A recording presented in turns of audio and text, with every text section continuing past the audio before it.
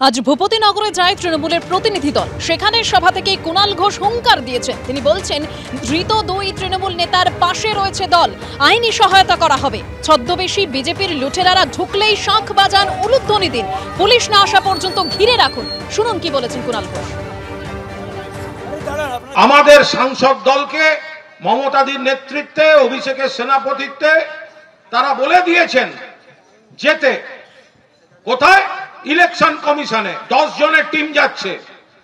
এই অফিসারের বিরুদ্ধে ব্যবস্থা নিতে হবে, পুলিশ এনকোয়ারি করবে। আর অভিষেক বন্দ্যোপাধ্যায়ের একটা বার্তা, আমি এখানে যে 2 জন স্ত্রী আছেন পরিবারের লোক, তাদের জানিয়ে দিই, সর্বভারতীয় তৃণমূল কংগ্রেস পুরো দস্তুর আপনাদের পাশে থাকবে।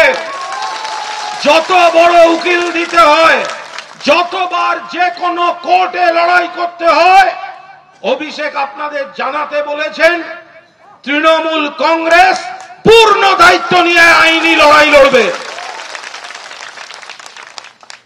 মায়েদের কাছে শাঁখ আছে তো শাঁখ। এরম রাতে যদি ছদ্মবেশী বিজেপির লুটেরারা ঢোকে এলাকায়, যে খবর পাবেন শাঁখ আর উলুধ্বনি দিয়ে গোটা এলাকা ভরিয়ে দিন। গোটা এলাকা। আইন হাতে তুলে নেবেন না, ওরা বদনাম করার জন্য বসে আছে। আইন হাতে তুলে নেবেন না, ওরা নাটক করার জন্য বসে আছে।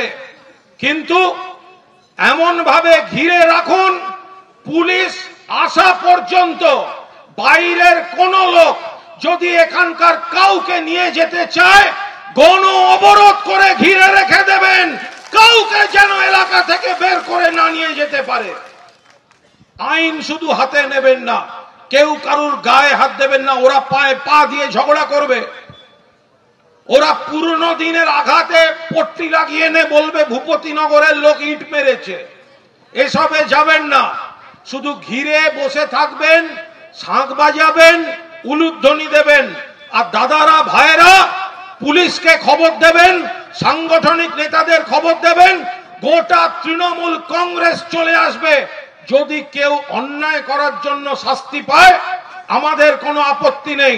কিন্তু তুমি বিজেপির নেতার কাছ থেকে বসে বিজেপির তালিকা নিয়ে ভূপতিনগরে ঢুকে লোক তুলে নিয়ে যাবে আর তোমায় রসগোল্লা খাওয়াবো, এটা হবে না।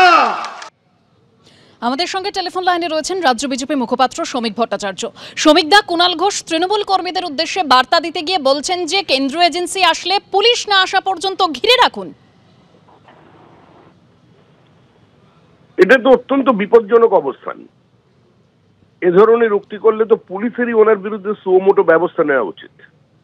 কোন সুস্থ স্বাভাবিক গণতান্ত্রিক রাষ্ট্রে যেখানে আইনের শাসন আছে, সেখানে এ ধরনের মন্তব্য করা যায় না। কার্যত মুখ্যমন্ত্রীর নির্দেশে সমস্ত কেন্দ্রীয় তদন্তকারী সংস্থার বিরুদ্ধে যুদ্ধ ঘোষণা করা হয়েছে। আজকে শঙ্কর আড্ডর বাড়িতে ইডি আক্রান্ত হয়েছে, তার প্ররোচনা দিয়েছে তৃণমূল কংগ্রেস।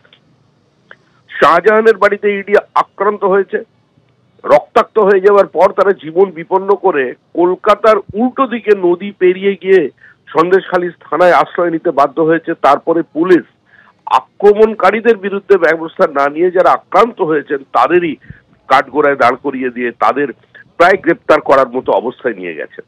আজকে মুখ্যমন্ত্রী গতকাল রাত্রেই এনআইএ নিয়ে তার অবস্থান স্পষ্ট করেছেন। বলেছেন মহিলাদের স্বতঃস্ফূর্ত অবরোধ, মহিলারা স্বতঃস্ফূর্তভাবে প্রতিবাদ করেছে, কেন না জানিয়ে গেছে।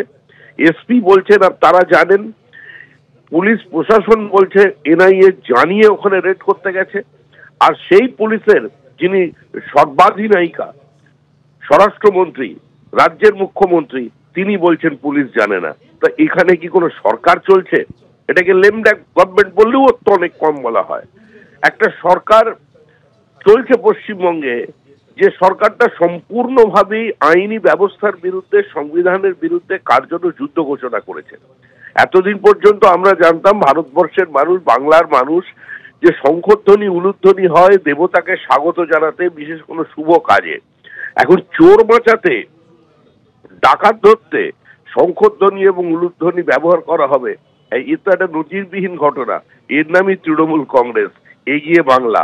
আরো একটু অপেক্ষা করুন, এরা কি চাইছেন ধন্যবাদ।